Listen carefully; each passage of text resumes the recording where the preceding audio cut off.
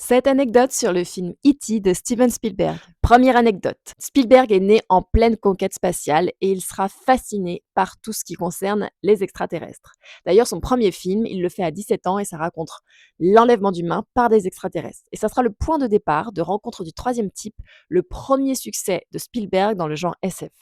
Et c'est au cours de ce tournage que viendra l'idée d'E.T. Deuxième anecdote, sur le plateau de Rencontre du troisième type, il y a aussi un autre personnage qui va être déterminant, c'est François Truffaut, le réalisateur français que Spielberg admire énormément.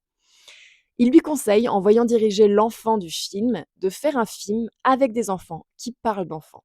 Et Spielberg dira d'ailleurs plus tard qu'au fond de son cœur, E.T. est dédié à Truffaut, car c'est en quelque sorte sa réponse à sa suggestion. Troisième anecdote, Spielberg fait appel à une scénariste inconnue à l'époque, c'est Melissa Mathison, la femme d'Harrison Ford avec lequel il venait juste de tourner Indiana Jones. Quatrième anecdote, pour que ça marche, il faut que la créature soit crédible.